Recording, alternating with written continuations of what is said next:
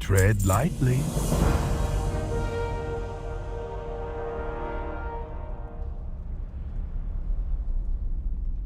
It is said the god King Rastakhan, ruler of the Zandalari, lords over his mighty kingdom from a throne carved of solid gold.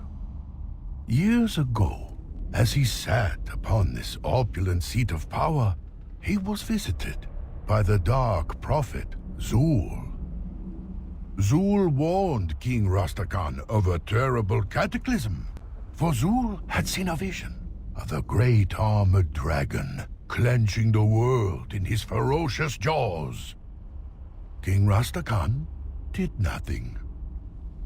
Months later, Zul returned, bearing more grim news from his visions. He saw a legion of serpents pouring forth from a gaping fissure that tore open the floor of the ocean. Still, King Rastakhan did nothing.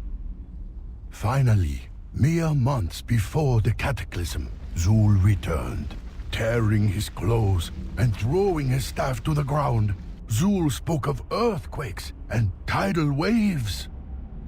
He described the golden capital of Zandalar, slowly sinking beneath the waves in the aftermath of the cataclysm. Its once great people drowning as their mighty work slipped forever beneath the sea. King Rastakhan tired of Zul and his troubling nightmares. To be rid of the prophet, he granted Zul the use of his largest ships so that he and his followers could seek a new land if his visions came to pass. And his visions did come to pass. When Deathwing rose from the maelstrom, dark, angry waves crashed into the Zandalari capital. The spine of the land broke in two, and soon the city and all its riches began to slide into the hungry sea. The Zandalari people turned to their king for help, but there was only one Zandalari equipped to help them. The Prophet Zul.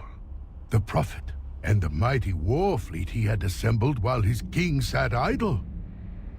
You see, the true power of kings and emperors stems from the power to aid their people. The moment they fail, they cede their power to the one who can.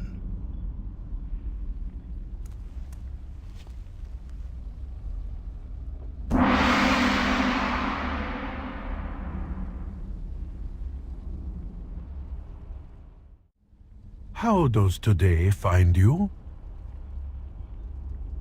Jade Serpent guide you.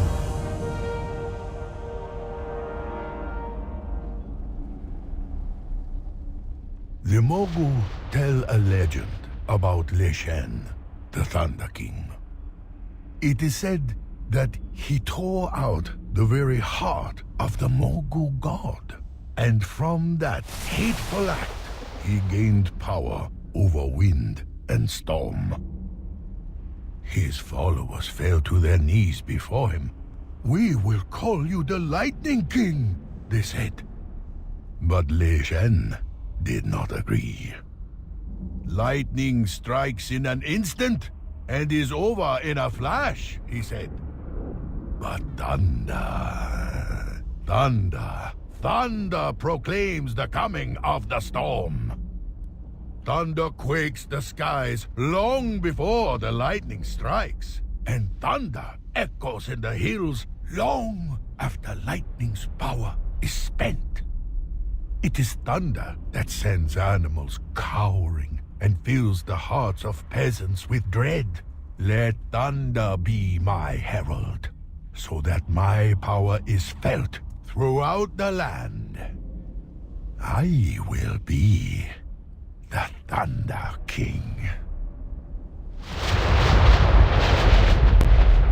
Oh, my friend, that awful sound. For 100 generations, the crash of thunder filled the hearts of Pandaren with terror. It is said that after the revolution, the Red Crane of Hope placed the rainbow in the sky so that Pandaren would know not to fear the storms any longer. I do not see any rainbows today. Do you?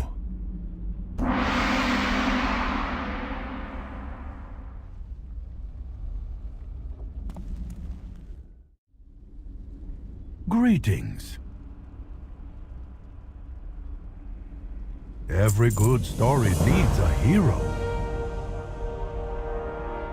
Fathers and sons, mothers and daughters. As parents, we pass our legacy on to our children. What values do we choose to instill in our progeny? What will our children learn from our mistakes? What sort of world will we create and leave behind for our daughters and sons? Parents place their children on a path, but they do not always know where the road will take them. The Mogu were children as well, children of the Titans. They were once a legion of stone, heartless and obedient. By the Titans' command, they fought the terrible servants of the old gods. They shaped the mountains and carved the rivers of the land. And they created a magical cradle of life in a hidden valley that we now call the Vale of Eternal Blossoms. But eventually, the Titans fell silent, and their creations were cursed with flesh.